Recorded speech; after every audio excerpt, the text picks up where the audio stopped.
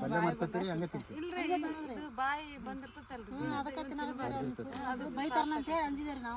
ಕಿತ್ಬೇರಮ್ಮ ಹಾಲು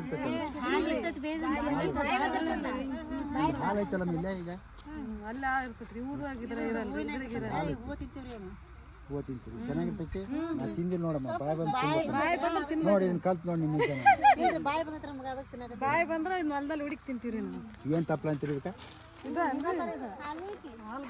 ಹಾಲು ಗುಣಿತಿ ನನಗೆ ಅದಕ್ಕೆ ನಿಮ್ಮಿಂದ ಎರಡು ಕಲ್ತು ನೋಡಿ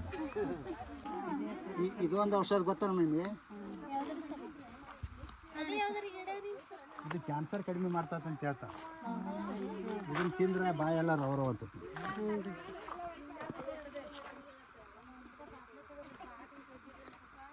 ಸ್ವಲ್ಪ ಖಾರ ಇರ್ತದೆ ಇನ್ನು ತಿಂದು ನೋಡಮ್ಮ ಖಾರ ಐತಿ ಕ್ಯಾನ್ಸರ್ ಹೋಗುತ್ತಂತ ಹೇಳ್ತಾರೆ